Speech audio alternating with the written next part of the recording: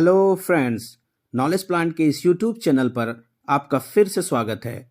Friends, आज के इस वीडियो में हम एनसीईआरटी क्लास 10 इंग्लिश के फर्स्ट फ्लाइट बुक का chapter number 5 poem A tiger in the zoo का हार्ड वर्ड मीनिंग्स के साथ हिंदी में एक्सप्लेनेशन करेंगे। सो फ्रेंड्स, अब हम इस पोएम को स्टडी करते हैं। ए tiger in the zoo. A tiger in the zoo का हिंदी में अर्थ होता है चिड़ियाघर में एक बाघ। इस पोएम के पोएट का नाम है लेस्ली नॉरिस, यानी इस कविता के कवि का नाम है Leslie Norris.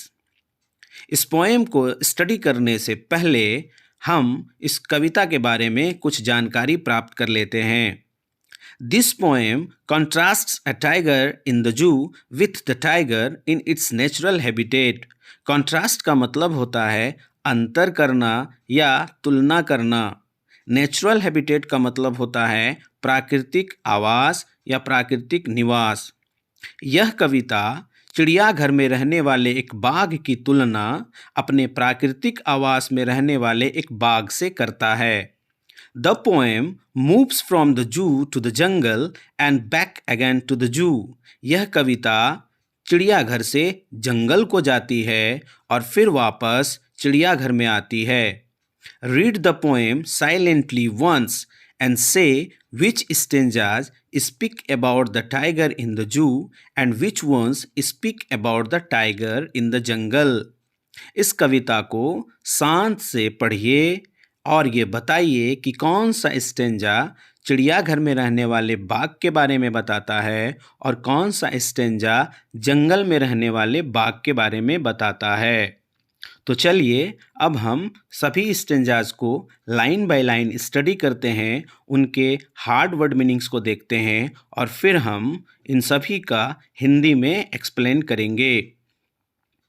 He stalks in his vivid stripes the few steps of his cage on pads of velvet quiet in his quiet rage.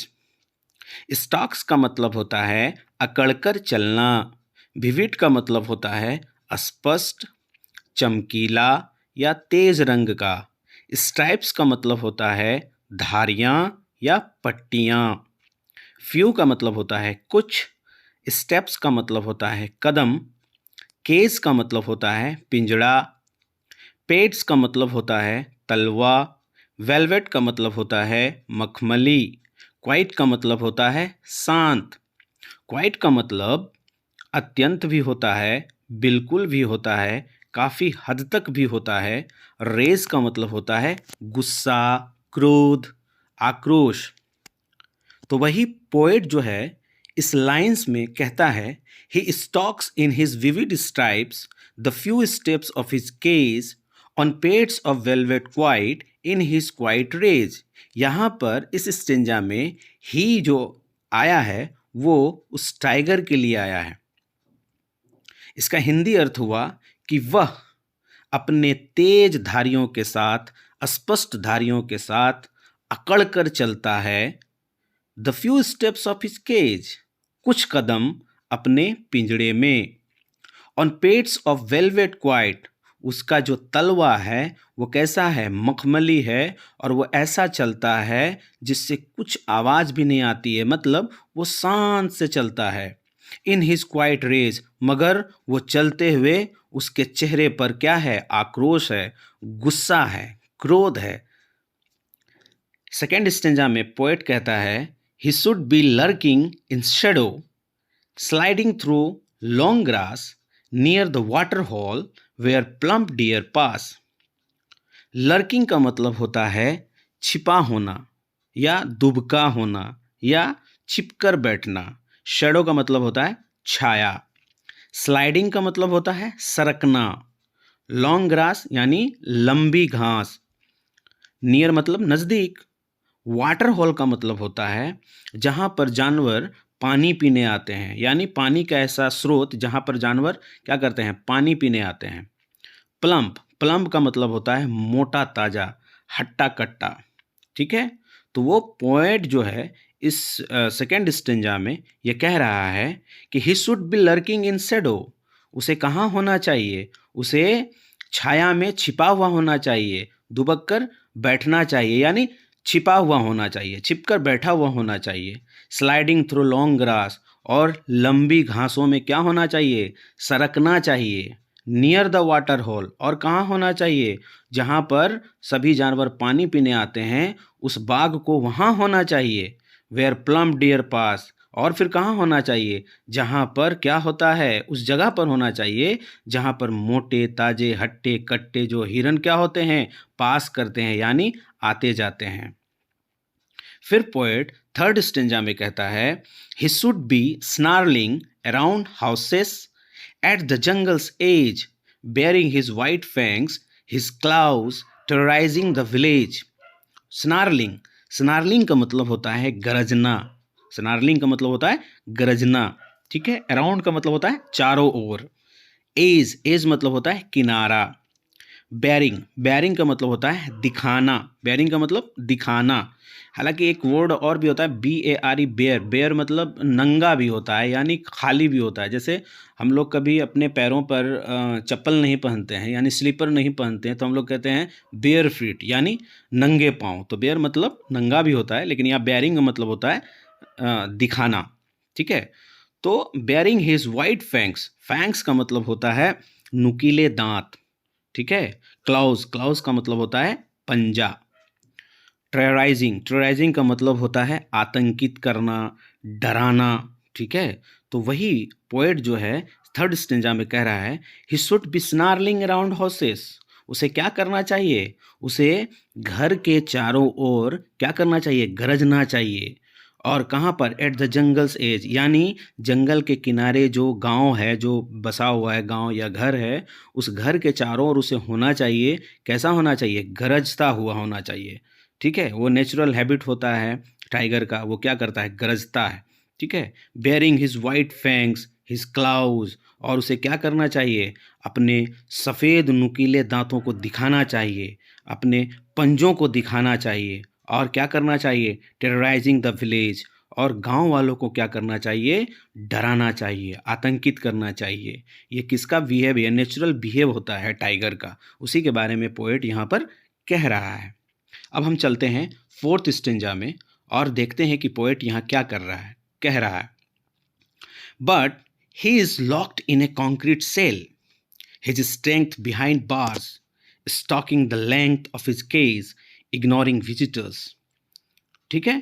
Concrete, concrete का मतलब क्या होता है, ठोस, कंक्रीट मतलब ठोस। यहाँ पर सेल, सेल जो है वो कहा गया है मतलब दीवार से घिरा हुआ एक कमरा, जिसको हम पिंजड़ा, जिस तरह से हम केस मतलब बताए थे ना पिंजड़ा, उसी तरह से सेल मतलब होता है एक छोटा सा कमरा जो है, ठोस कमरा हो, हैं। स्ट्रेंथ, स्ट्रेंथ का मतलब होगा ताकत, स्ट्रेंथ का मतलब ताकत। बिहाइंड मतलब पीछे। बार मतलब होता है, ऐसे बार मतलब छड़ भी होता है, बार का मतलब सलाखें भी होता है, ठीक है। Stalking the length of his cage, cage मतलब हम पढ़ ही चुके कि भाई पिंजड़ा होता है, और स्टॉक मतलब क्या होता है, अकड़ कर चलना।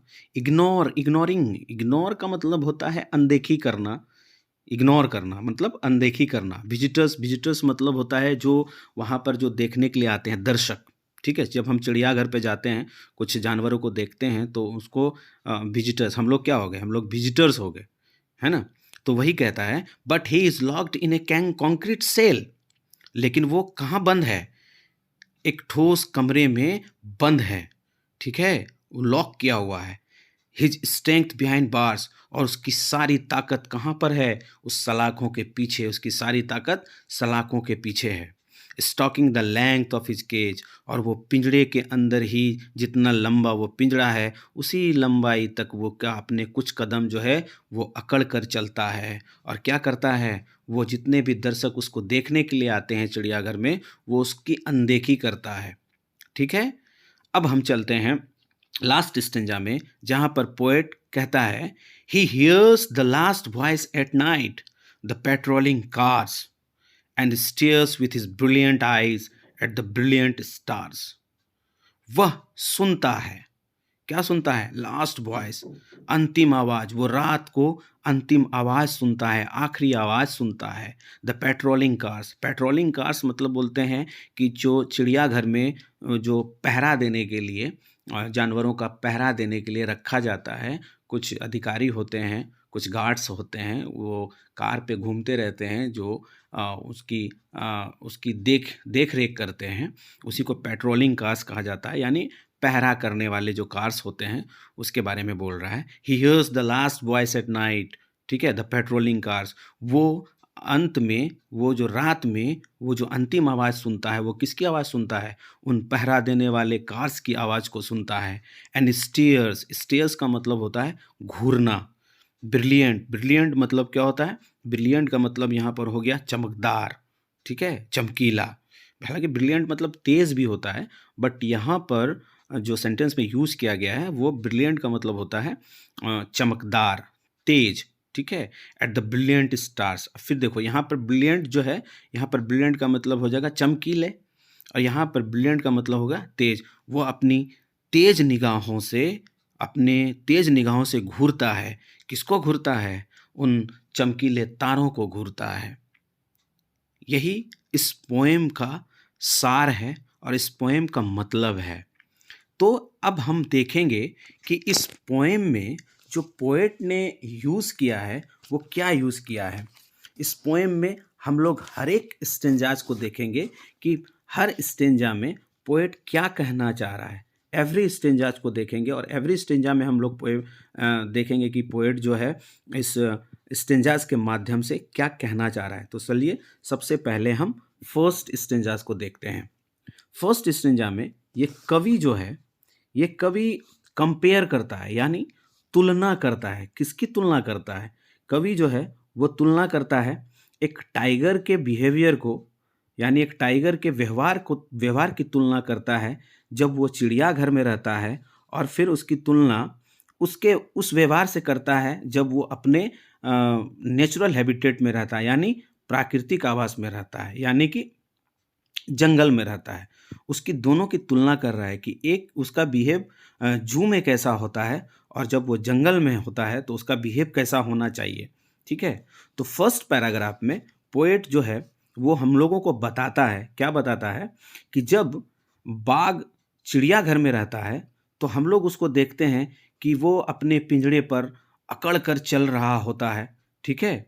और हम उसको कैसे हम लोग उसको पहचानते हैं कि ये बाघ है? जब हम लोग देखते हैं कि उसके शरीर पर जो है धारियाँ होती है, पट्टियाँ होती है, तो हम लोग समझ जाते हैं क्या ये क्या है? बाघ है, ठीक है।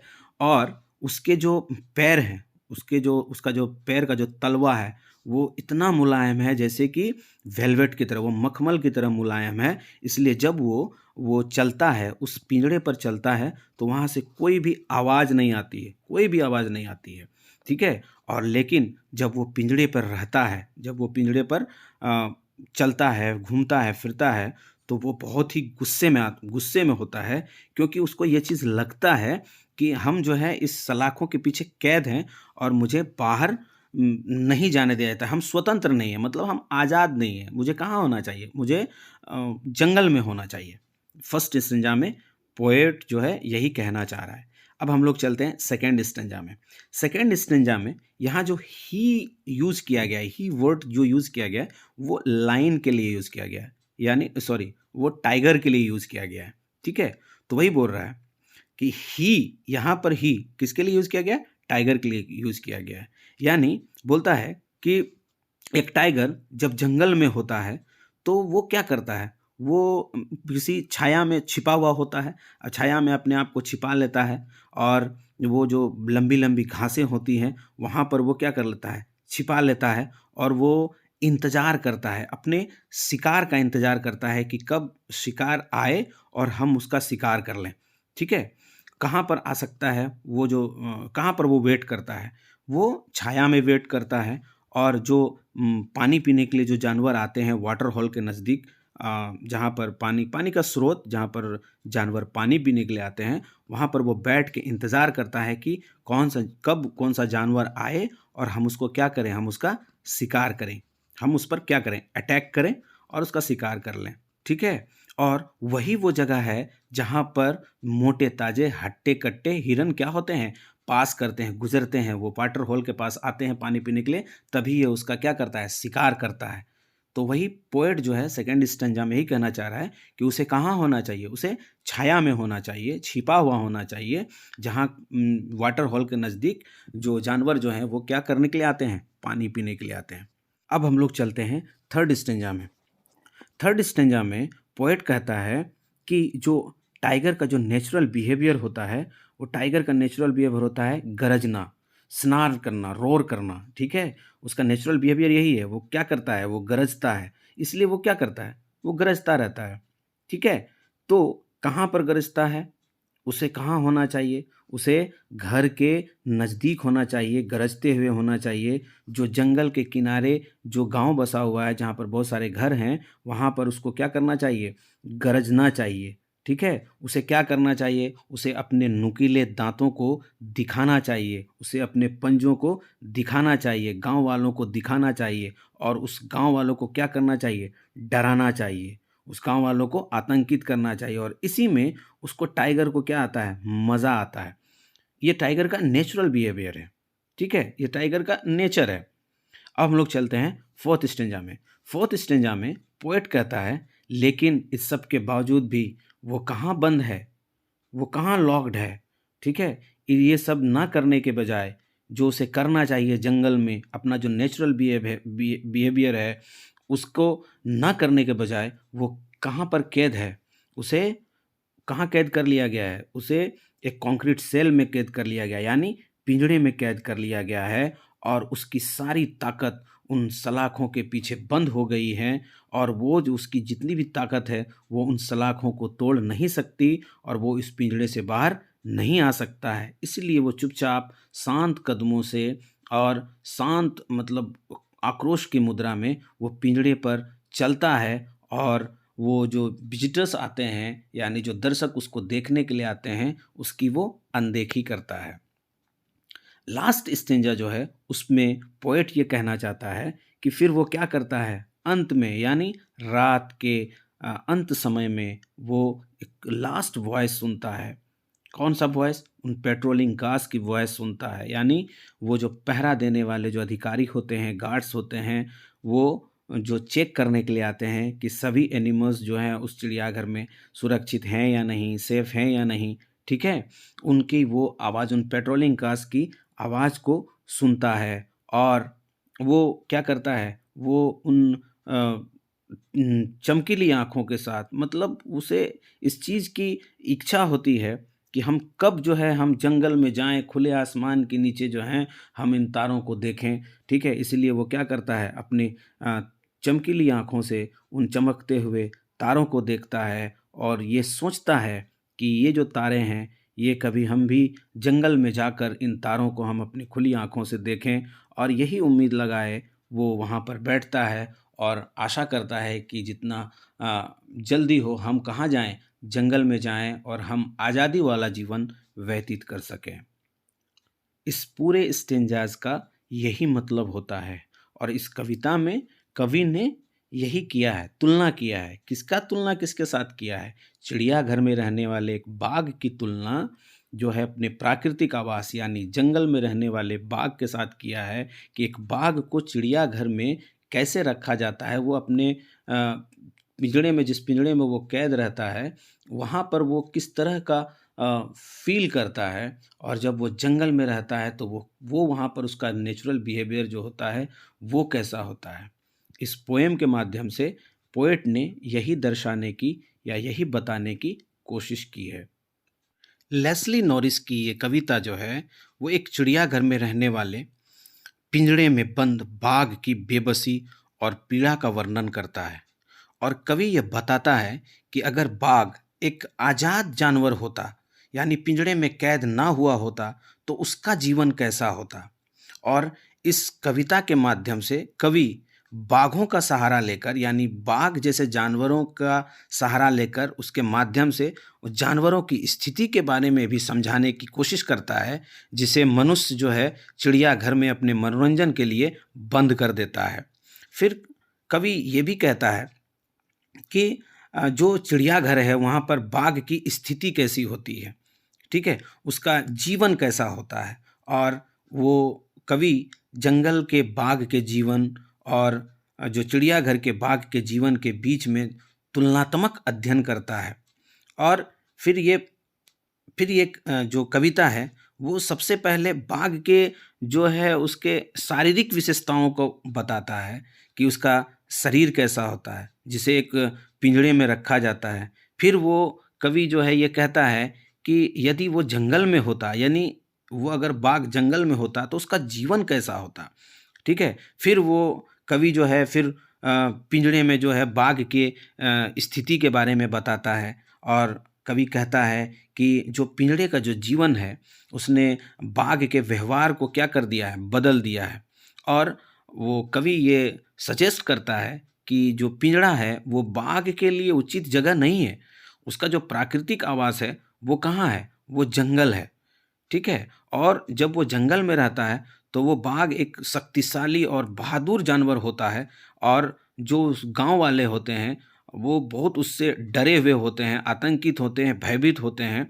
लेकिन अब क्या कर दिया गया है, बाघ को पिंजड़े में बंद कर दिया गया है और वो एकदम एक असहाय और शक्तिहीन जानवर के रूप में बदल गया है।